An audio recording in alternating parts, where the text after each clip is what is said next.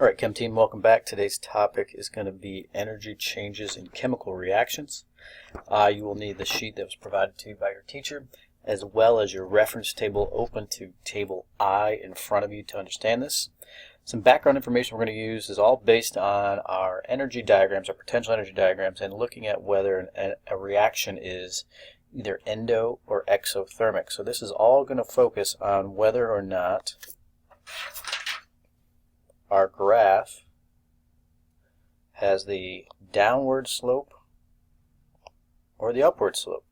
And we're going to be looking and focusing primarily on this heat of the reaction, or the delta H, which goes between these. And in one of these graphs it's positive and the other one is negative. So we're going to focus on how much energy is either being released or absorbed in a reaction. So let's get started. So first off, you're going to see table I looks like this, and all of these values over here are the delta H, or the heat of the reaction, for these reactions.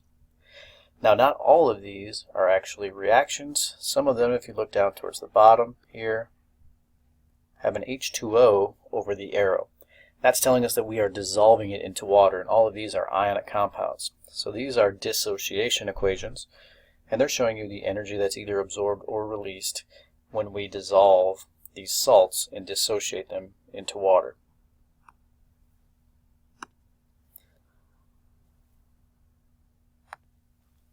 Alright, so first off, endothermic reaction, a little bit of a review. In an endothermic reaction, remember, energy is entering the system, so heat in this case is going to be absorbed from the surroundings. That means it's taking energy away from the surroundings, and therefore the temperature of the surroundings will decrease. So as it's taking the energy away from the surroundings, the surroundings will feel colder. So if you feel a reaction and it feels cold, that's telling you it's endothermic. It's causing your temperature, the surroundings, to decrease. The general equation for this is that you're going to see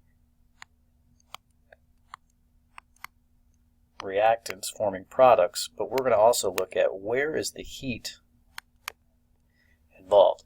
So since this is a endothermic reaction and we're putting heat into it, we're going to put our heat on the reactant side. So if you see heat or kilojoules on the reactant side, that tells you it's an endothermic reaction. Alright, so looking at table I, we're going to find this reaction and see what its delta H is. So go back to table I, find nitrogen and oxygen forming nitrogen monoxide. So this is where this table can get confusing, because a lot of these are very similar. We're focusing on the one that's making nitrogen oxide, so it's that one right there. And we find our delta H, which is positive 182.6. So we're going to go back and we are going to write our delta H as a positive 182.6 kilojoules.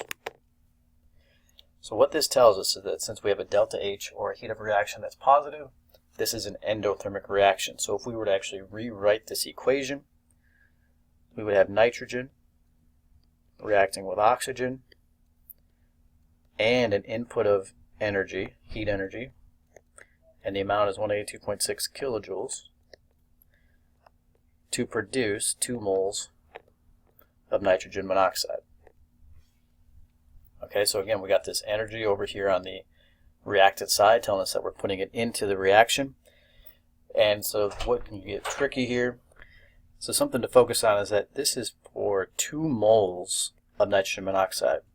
So that means if we were looking for a reaction to only produce 1 mole of nitrogen monoxide, we would take our energy that we were putting in, this 182.6, and we would divide it in half. If we wanted to know how much energy was needed to produce 4 moles of nitrogen monoxide, we would take this value and double it. So we're still going to look at that mole ratio, and it still applies. You just have to focus on exactly what is that coefficient in front, what is the mole amount that is being produced in your reaction. Alright, so exothermic is going to be the opposite. Instead of absorbing heat, heat is going to be released to your surroundings. So the reactions that we've done, or the solutions we've dissolved or made, and their surroundings have felt warmer. That means it's an exothermic reaction, so the temperature of your surroundings is going to increase. And the general equation, the only thing that's going to change here is that now, instead of our energy being on the reactant side, we are going to put our energy on the product side because we have the extra energy left over. So we're going to have heat that is going to be released. And again, you're going to be using table I. So same thing, let's go find this reaction where we have carbon and hydrogen producing C2H6. Let's go back to table I, let's find that. And again, you got to focus on exactly which one you're looking for because you see a lot of carbon and hydrogen reactions here. You're looking for producing C2H6. So there's our delta H, or heat of reaction, which is negative 84.